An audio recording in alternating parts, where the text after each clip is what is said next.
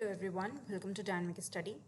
तो आज का टॉपिक है हमारा extra personal and trans personal communication. ये दोनों कॉन्सेप्ट जो हैं ये किस तरीके से आपके लिए इम्पॉर्टेंट हैं, क्या इसकी डेफिनेशन है, क्या मीनिंग है और क्या डिफरेंसेस है, ये सारी चीज़ें हम डिस्कस करेंगे। और हम ये भी देखेंगे कि इनसे रिलेटेड चीज़ें क्या हैं, मतलब इनसे रिलेटेड कॉन्सेप्ट्स क्या हैं। तो एक्स्ट्रा पर्सनल एंड ट्रांसपर्सनल कम्युनिकेशन क्या होता है, सबसे पहले ये देख लेते हैं, उसके बाद हम डिस्कस करेंगे इनकी डेफिनेशन एंड मीनिंग के बारे में।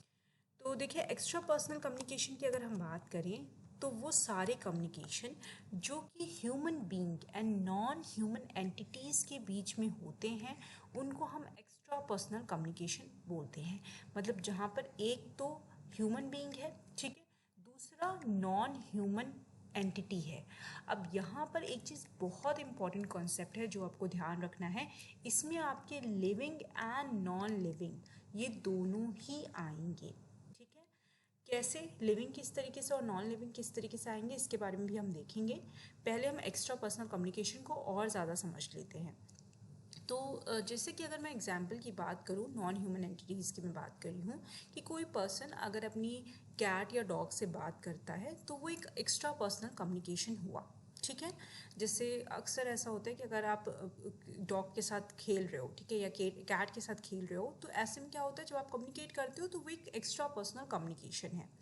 यहाँ पर क्या होता है कि जो कम्युनिकेशन होता है जिसमें सेंडर जो होता है वो अपनी बात को बोलता है, ठीक है, और यह समझाता है, और जो रिसीवर होता है वो उस पर्टिकुलर इन्फॉर्मेशन को लेकर रिस्पॉन्ड करता है साइन लैंग्वेज में या किसी और तरीके के लैंग्वेज में या किसी और तरीके की एक्टिविटीज़ से।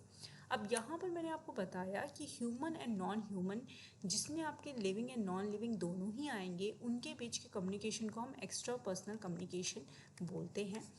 अब आपको ये समझना है कि नॉन लिविंग से ह्यूमन कैसे बात करेगा। तो आपने सुना ये होगा, आपने देखा होगा और डे टू डे बेसिस पे आप यूज़ भी करते होंगे, रोबोट्स, आपके पर्सनल असिस्टेंट्स जो होते हैं, जो कि आपके कंप्यूटर में एआई होते हैं, ठीक है, आर्टिफिशियल इंटेलिजेंस, ये सारे आपके नॉन लिविंग होते हैं और ये आपके एक्स्ट्रा पर्सनल कम्युनिकेशन में ही आएंगे। जैसे कि आप सिरी यूज़ करते हो, ठीक है, तो सिरी को आप कोई कमांड देते हो, आप क्या कर रहे हो, वहाँ पे कम्युनिकेट कर रहे हो, और फिर उसके बाद सिरी क्या करती है, वो उसको फॉलो करती है। तो ये आपका क्या है, ये एक एक्स्ट्रा पर्सनल कम्युनिकेशन है। तो ये भी, इस तरीके की कम्युनिकेशन को भी हम एक्स्ट्रा पर्सनल कम्युनिकेशन ही बोलते हैं। और इसको डिटेल में समझते हैं। Extra personal communication is that way of communication in which a human interacts with other species. Communication between human being and non-human entities is extra personal communication. इसमें कौन कौन से हो सकते हैं टाइप्स की, अगर हम बात करें एक्स्ट्रा पर्सनल कम्युनिकेशन की, तो communication with animals, communication with plants, communication with machines और रोबोट्स। तो हो सकता है अगर किसी एग्जाम में आपसे पूछा जाए कि ये किस चीज़ का एग्जाम्पल है, कम्युनिकेशन विद मशीन कौन सा कम्युनिकेशन है, तो वो आपका एक्स्ट्रा पर्सनल कम्युनिकेशन में ही आएगा। इसको लेकर बिल्कुल भी कंफ्यूज मत होइएगा। अब चलिए आगे बात करते हैं ट्रांसपर्सनल कम्युनिकेशन की। तो I hope extra personal communication समझ में आ गया, जो कि ह्यूमन और नॉन ह्यूमन एंटिटीज़ में होता है, जिसमें लिविंग एंड नॉन लिविंग दोनों आते हैं। अब ये ट्रांसपर्सनल कम्युनिकेशन क्या है? ट्रांसपर्सनल कम्युनिकेशन का मतलब होता है जब एक पर्सन स्पिरिचुअल डोमेन में कम्युनिकेट करता है। स्पिरिचुअल डोमेन का क्या मतलब है?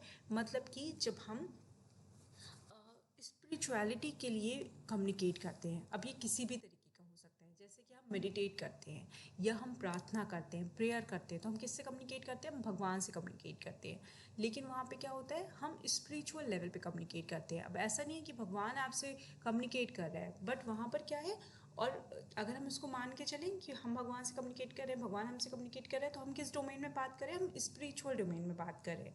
यहाँ पर आपका हर तरीके की चीज़ें आएंगी जो भी स्पिरिचुअल से रिलेटेड होगी या जो ट्रांस नेचुरल होगा, ठीक है, जैसे कि भगवान हो गया या कोई आप कह सकते कोई स्पिरिट हो गई। इस तरीके के कम्युनिकेशन को हम ट्रांसपर्सनल कम्युनिकेशन बोलते हैं। तो यहाँ पर क्या होता है, हम अपनी सेल्फहुड को रियलाइज़ करने के लिए या अपनी स्पिरिचुअलिटी को इन्हांस करने के लिए या अपने हम क्वेश्चन आंसर करते हैं जो कि स्पिरिचुअल होता है। जैसे हम भगवान से, हम कोई प्रॉब्लम में है तो हम भगवान से बोलते हैं कि हम ये प्रॉब्लम में हैं, इसको दूर कर दो। तो ये क्या करें, हम कम्युनिकेट कर रहे हैं लेकिन एक स्पिरिचुअल डोमेन में कम्युनिकेट कर रहे हैं। तो ये है आपका ट्रांसपर्सनल कम्युनिकेशन।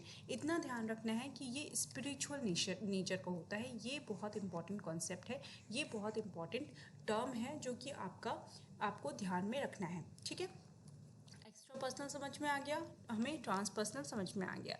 जो दो चीज़ें मैंने आपको बताई यहाँ पर, एक्स्ट्रा पर्सनल कम्युनिकेशन में आपको ये ध्यान रखना है कि ये लिविंग नॉन ह्यूमन एंटिटी के साथ होता है, जिसमें लिविंग एंड नॉन लिविंग दोनों आता है।